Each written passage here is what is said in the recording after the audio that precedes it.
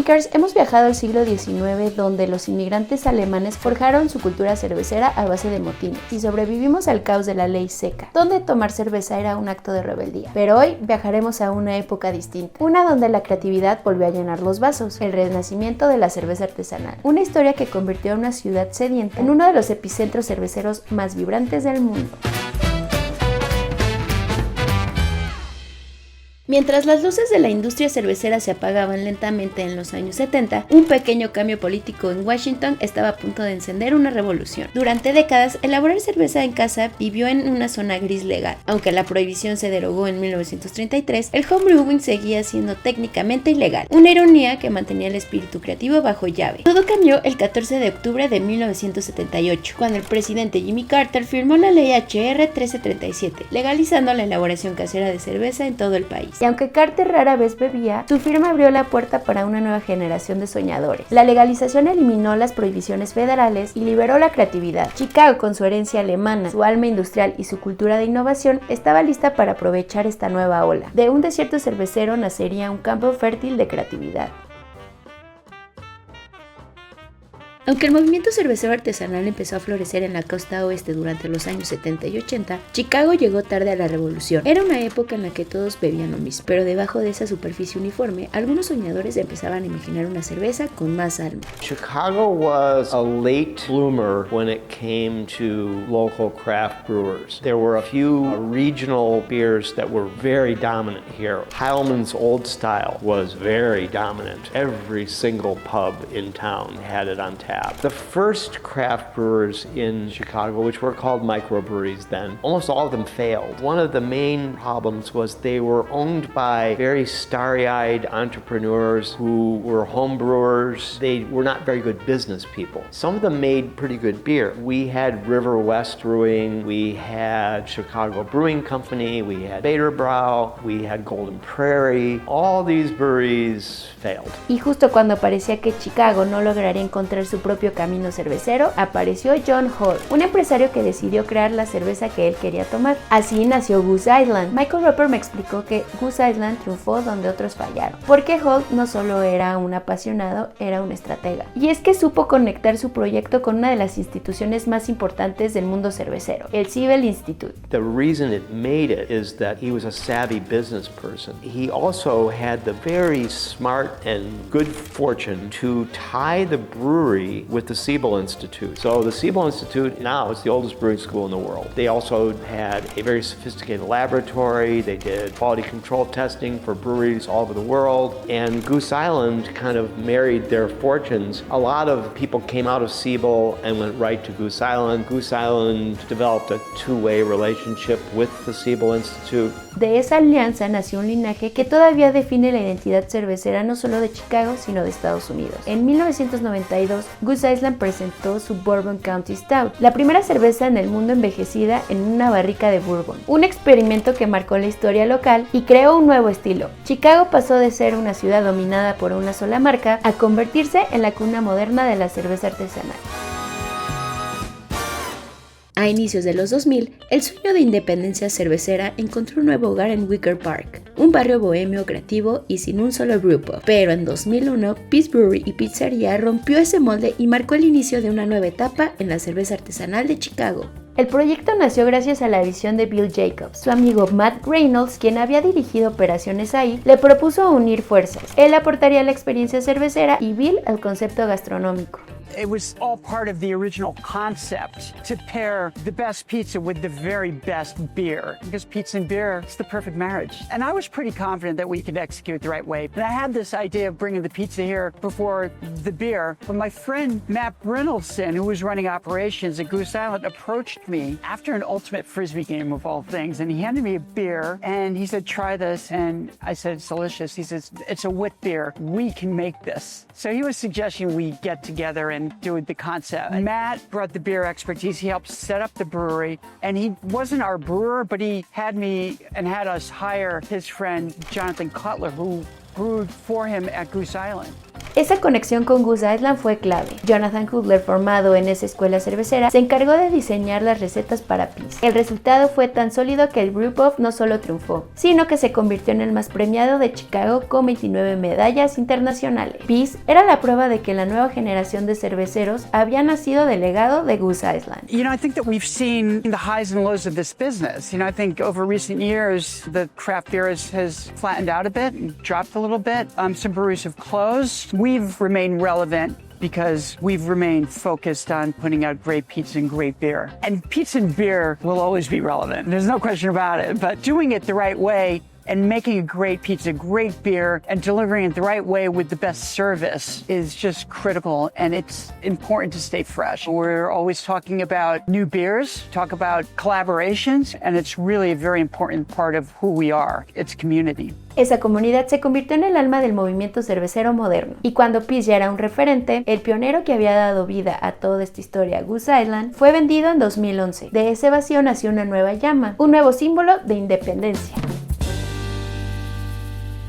La verdadera revolución cervecera en Chicago comenzó en 1988 con Goose Island, pionera en envejecer cervezas en barrica de bourbon. Pero todo cambió en 2011 cuando fue adquirida por Anheuser-Busch, abriendo un debate que aún resuena. ¿Qué significa realmente ser una cervecería artesanal? Apenas una década después, un nuevo gigante estaba a punto de surgir. Uno que llevara la antorcha de la cerveza artesanal, manteniendo viva su alma local. Ese gigante es Revolution Brewing, fundada en 2010 por Josh Dead, quien había trabajado en Goose Island en los años 90. Revolution se consolidó como sinónimo de independencia. Sin embargo, James Nelson, parte del equipo de Revolution, menciona que esta parte de la historia donde buscaba reemplazar a Goose Island no es del todo cierta. With the history, it's not quite accurate because Revolution was founded before Goose Island sold their company to Anheuser-Busch in 2011. We opened up our doors in 2010, and the concept and idea came around years before then. We bought the building that was going to be our original brew pub in 2007. So we weren't ever trying to kind of replace Goose Island. We were just trying to give more options. When Revolution opened its doors in 2010, there was maybe 6 or 7 breweries in Illinois and Chicago, and so there was just a hole for craft beer is becoming more and more popular, and we wanted to provide another option. So we kind of got in at a point where there was just a hole for more really good craft beer, but now we're among dozens and dozens of our colleagues just here in the city. And so now we were able to get in at a point where we were able to kind of become one of the big ones because we were one of the only ones. And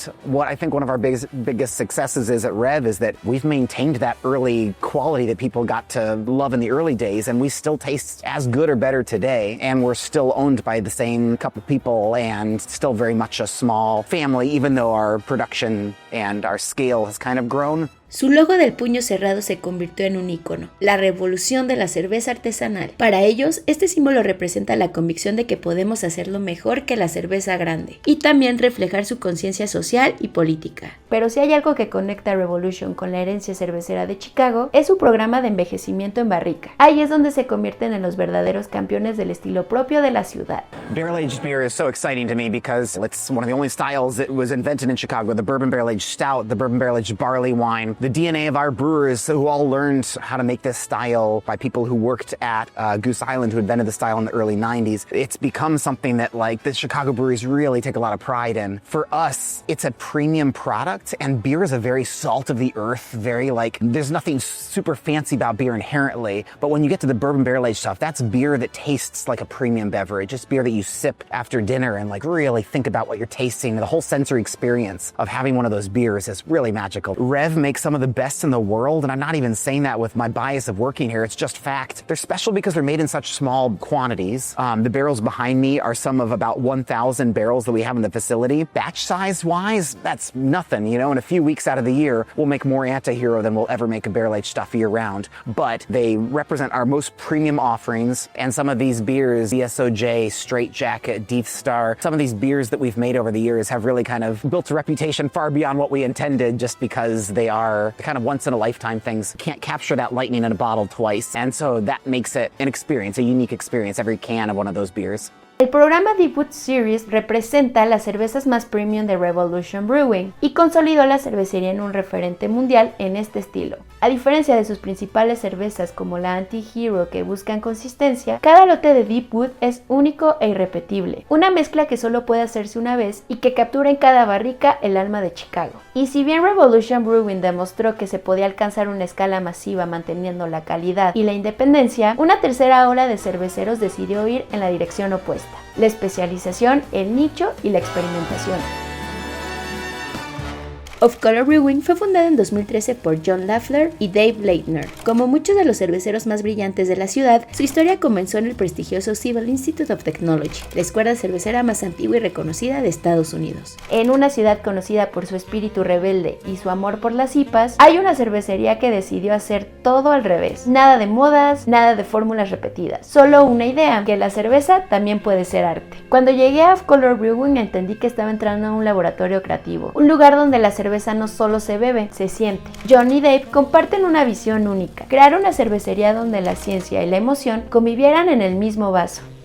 There's big questions. What does beer mean? On one hand, of course, it's a commodity. It's a thing that we buy and sell. I like to think of it, at least what we're trying to do here, and other people around the world are trying to do, of course, as well, is if we're looking at beer as an art form, more than just a beverage that brings people together, which is wonderful. I feel like we need to be expressing or trying to create an emotional connection with another human being through that. We need to be focusing on the emotions that we have going into it and how we express that through a kind of awkward medium for it. Pero antes de aventurarse con su propia cervecería, siguieron el consejo clásico: ve a trabajar con otros y deja que alguien más pague tus errores. Lafleur pasó casi 5 años en Goose Island, liderando proyectos de investigación y desarrollo y dirigiendo el programa del legendario Bourbon County Stout, una cerveza que cambió para siempre la relación entre el roble y la cerveza. Ese aprendizaje técnico y la libertad creativa fueron la base de Of Color, pero su espíritu irreverente apareció desde antes, justo cuando aún eran estudiantes. Durante un concurso de cervezas envejecidas en barrica, descubrieron que la cerveza no cumplía con un requisito básico: la cerveza no había tocado madera. And we're like, oh, shoot, we forgot that part of it. It's like I look at Dave, and Dave looks at me, and it's like, well, we put the keg in a 2x4. Then it's aged on wood. It should qualify, right? I'm like, well, I like your decision-making process here. We'll add 3 oak cubes to it for 24 hours, and we'll carbonate it, but I like the way you're thinking. For me, having a business partner who has the same creativity and openness to looking at solving problems in a different way really fit. After that, I went to go work for Goose Island, a well-known brewery here in Chicago. He went to go work for Two Brothers, which is in the suburbs of Chicago. We had no intention of starting a brewery right out of school. It's like, go work for someplace, have someone else pay you to make a bunch of mistakes and learn what you're doing and learn the craft of it, and then come back and start a brewery. Long story short, I think it's important to learn the whole gamut of what it takes to run a brewery before you try to just jump in the waters to do so. Esa anécdota resume perfectamente su filosofía: resolver con ingenio, experimentar sin miedo. En un mercado inundado de IPAs, Of Color Brewing apostó por la complejidad, los estilos históricos y las fermentaciones salvajes. Su estrategia era clara: vender un poco de cerveza en muchos lugares para poder financiar sus cervezas conceptuales de altos vuelos. Of Color se distingue por su enfoque técnico en la fermentación natural, utilizando levaduras tomadas directamente de la naturaleza, como la capa blanca que recubre la piel de los arándanos. Para mitigar la variabilidad, mezclan hasta 12 cepas diferentes y fermentan en enormes foeders provenientes de Piamonte, Italia. Su estética también rompe esquemas. En lugar de monstruos, neones o guerreros, eligieron un ratón, pequeño, tierno y con historia que contar. So I grew up with children's books, as a lot of us do, and I think every human being should. Now, I always love the storytelling and the illustrations that go into them. You know, at the end of the day, beer is about telling stories. That's what we do together, and that's what we're trying to get the beer to do. My business partner Dave and I were trying to think about how we can tell stories better, and how we have that relate to our artwork and our branding. We landed on our mouse. The dumb joke is the gray mice are the only creatures at the brewery more than we are. We don't have mice. We spend a lot of money to not have mice. We thought it was cute, and it's a small, cutesy little creature you can tell stories with. We really wanted to have a illustrative style. At that time in craft brewing in the United States, a lot of label design work was all big, huge, bright colors, a lot of neon, like masculine Dungeons and Dragons orcs slaying creatures, that sort of bullshit. That's not what we're trying to do. That's not where I think beer should go. It's not what we were trying to create. We wanted to have something softer, more accessible, more welcoming, and more nuanced than, you know, here's an orc slaying a dragon with a big, huge beer behind it. That's cool, y'all do you. We're gonna do something else. Peace, Revolution y Of Color nos muestran que el talento que salió de Goose Island y del Civil Institute han diversificado la escena cervecera de Chicago, impulsándola a la excelencia. Hoy, esa madurez se ve en la especialización extrema, un reflejo de que la escena ya no solo busca llenar el vacío que dejó la cervecería macro. Y después de recorrer décadas de innovación, rebeldía y expansión, hay una cervecería que decidió mirar hacia atrás, pero no para repetir el pasado, sino para reconectarlo con el presente. Fundada en 2016 por Häagen-Dazs y Bill Wesselink, Dovetail nace justo en el corazón del viejo Chicago alemán, en el barrio de Ravenswood, muy cerca de donde hace más de un siglo los inmigrantes alemanes construyeron la primera gran cultura cervecera de la ciudad. Su filosofía es simple pero poderosa. Hacemos cerveza como los monjes, pero sin los votos. Hagen y Bill también se conocieron en un programa del Civil Institute, pero en lugar de perseguir lo nuevo, ellos decidieron rescatar lo que el tiempo casi había olvidado, las técnicas tradicionales europeas. Y para conocer más sobre su filosofía, platiqué con Jenny, Creative and Marketing Manager de Dovetail. We brew like monks minus the vows really sums up Dovetail because we do brew very traditionally. There is a coolship here and we use a coolship in two ways. I like to call it a dual ship. So we use it in the Belgian tradition, which I think most Americans are more familiar with, the lambic, spontaneously fermented. We do that here. You can see the barrels behind me, but we also do it in that Czech and Franconian tradition. And I think a lot of people are surprised to hear like every single one of our beers passes through the coolship. Again, there's a certain je ne sais quoi, but there's also some science behind it as well. That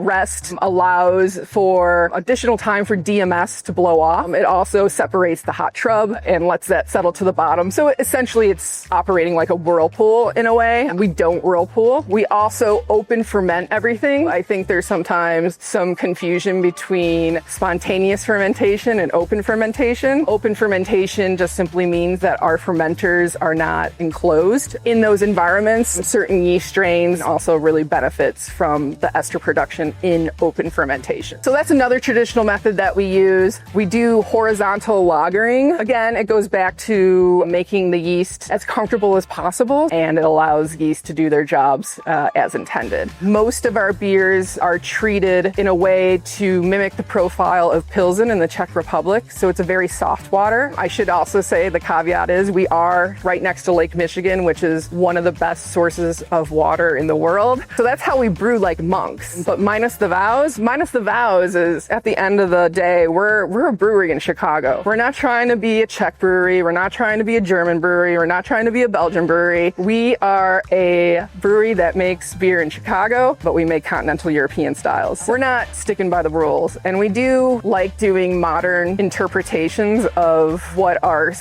considered very traditional styles. We're not trying to recreate anything quote unquote authentic when we make beer here. Sin duda, Dovetail representa el cierre perfecto para la historia cervecera de Chicago. Goose Island trajo la revolución, Peace Brewery la mantuvo viva en comunidad, Revolution la convirtió en movimiento, Of Color la transformó en arte, y Dovetail la reconectó con sus raíces. Bien dijo Liz Garibay al principio de esta serie que para entender nuestro presente hay que conocer nuestro pasado, y este viaje fue exactamente eso, un regreso a las raíces de lo que hoy hace a la cerveza artesanal en Estados Unidos tan relevante, y en especial a la de Chicago. En cada historia que encontré hay una misma chispa, la pasión por hacer las cosas bien, aunque tomen tiempo. Desde los pioneros que transformaron la industria en los 90 hasta quienes hoy rescatan los procesos olvidados, todos comparten algo en común: respeto por la historia, amor por su comunidad y una búsqueda constante de conexión. A-Drinkers también nació con esa idea, no solo para hablar de cerveza, sino para buscar esas conexiones que nos unen con las personas, con los lugares y con el origen de las cosas. La cerveza es historia viva, es ciencia en movimiento y es cultura líquida. Es una manera de entendernos como sociedad y celebrar lo que somos. Y si algo aprendí en Chicago es que la cerveza no solo se bebe, se comparte, se piensa y se siente. Y cuando la haces con el corazón, se convierte en un puente entre el pasado y el presente, entre ellos y nosotros. Así que donde quiera que estés, levanta tu cerveza, porque cada trago cuenta una historia y esta apenas comienza. Drinkers, espero que te haya gustado este video. Si no has visto las otras dos partes, te invito a que lo hagas. Hay muchísima información para comprender la actualidad de la la industria cervecera de Chicago. Así que por ahí les voy a dejar los videos. También no olviden darle like, compartir este video, suscribirse a mi canal, activar su campanita y seguirme en mis redes sociales para más contenido cervecero. Yo soy La Güera y nos vemos en una próxima aventura cervecera. ¿En dónde? ¿Quién sabe? Chao. En un mundo de IPAs, sé una cerveza salvaje. Y